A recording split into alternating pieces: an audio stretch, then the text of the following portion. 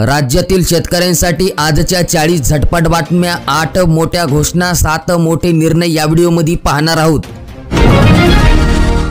Server होते down, ई-पीक पाहणी शेतकऱ्यांना अडचणी, अनेक शेतकऱ्यांची पाहणी अपूर्ण, 30 सप्टेंबर पर्यंत मुदतवाढ।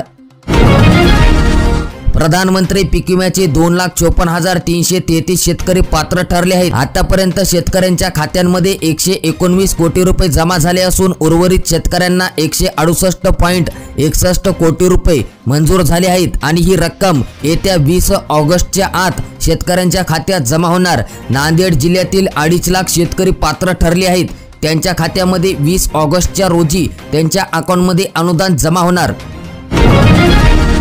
2000 हेक्टरवरील कापूस वाया गेला, सोयाबीन, तूर, मूग, उडीदालाही फटका। अतिवृष्टीसह पुराने 4000 हेक्टरवर पाणी फिरले।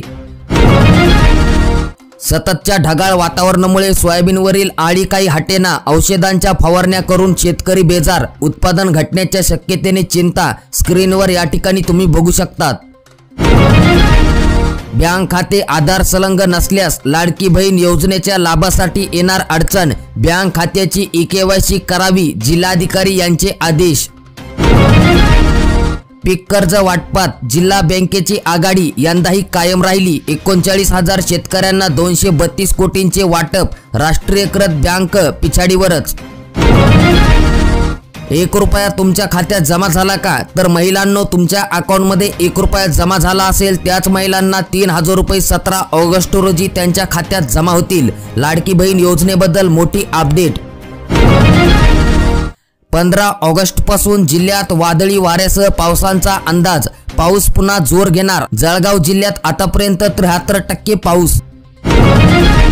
शेतकऱ्यांना जर आपला कापूस CCI म्हणजेच की केंद्रीय कापूस खरेदी बोर्ड यांना विकायचा असेल तर आता आपल्या शेताचा ई-पीक पाहणी अहवाल नोंदवावा लागणार, अन्यथा केंद्रीय कापूस खरेदी बोर्डाला कापूस विकता येणार नाही। म्हणजेच की पीक पाहणी नोंदविल्याशिवाय मालाची शासकीय खरेदी नाहीच।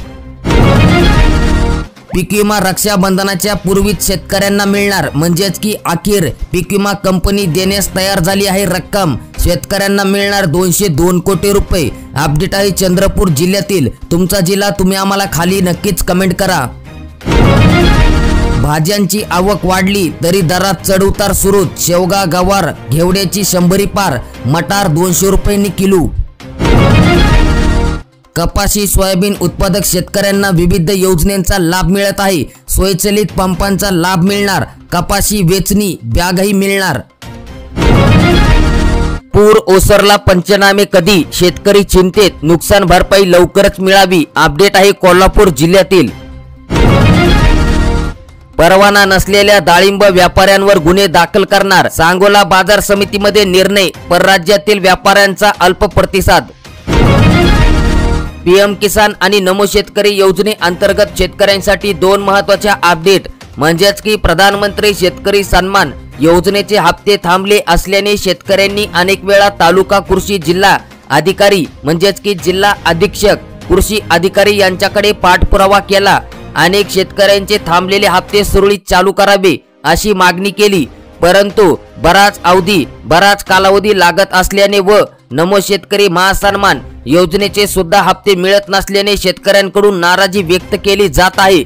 वेळोवेळी कागदपत्रांची पूर्तता करण्यासाठी शेतकऱ्यांना चक्रा माराव्या लागत आहेत। याबाबत कृषी सहाय्यक यांनी गावात भेट देऊन शेतकऱ्यांचे कागदपत्र घेऊन त्वरित समस्या निकाली काढाव्यात आणि काढण्यात याव्यात। थांबलेले हप्ते सुरळीत चालू करण्यासाठी प्रयत्न केले जातील अशी देखील अधिकाऱ्यांनी शेतकऱ्यांना सांगितले। त्यामुळे ज्या शेतकऱ्यांना हप्ते येत नव्हते त्या शेतकऱ्यांना आता दिलासा मिळालेला आहे। गाय दुधाप्रमाणे म्हैस दुधालाही अनुदान द्यावे या मागणीचे निवेदन गोकुळचे अध्यक्ष अरुण डोगळे यांनी उपमुख्यमंत्री अजित पवार यांच्याकडे मागणी केली आहे। सातारा जिल्ह्यात 1,37,000 महिलांना मिळणार मोफत गॅस, माझी लाडकी बहीण उज्ज्वला लाभार्थ्यांसाठी अन्नपूर्णा योजना या योजनेचे लाभ देखील या महिलांना मिळणार। तालुका कृषी अधिकाऱ्यांकडून गुन्हा दाखल करण्यास नकार, पीक विमा घोटाळे बाजारावर कारवाईसाठी चाल ढकल, बोगस पीक विमा घेणाऱ्या व्यक्तींवर कारवाई करण्यात यावेत अशी मागणी। राशनच्या तांदळाचा पुन्हा जिल्ह्यात काळा बाजार सुरूच, सिंधी पोलिसांची कारवाई, 4 चाकीसह तांदूळ जप्त। वर्धा जिल्ह्यातील घटना। गारपिटीच्या मदतीतून वगळले, पंचनामे करूनही बेदखल केले, शिलोडच्या 1,500 शेतकऱ्यांचे मोठ्या प्रमाणात नुकसान, 793 हेक्टरला मोठा फटका।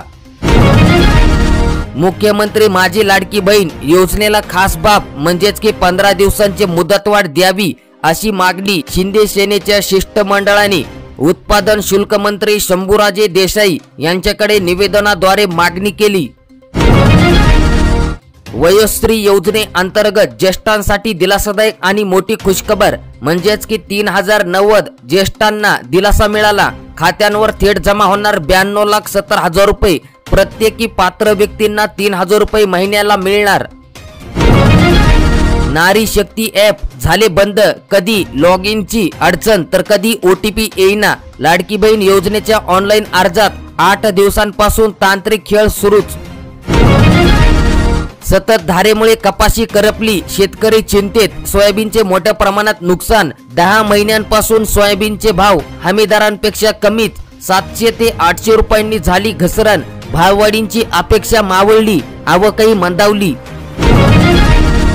महाडीबीटीचे पोर्टल सर्व्हर डाऊन, योजनेच्या लाभात शेतकरी मुकणार, तांत्रिक समस्येमुळे कागदपत्रे अपलोड होईनात, शेतकरी झाले त्रस्त।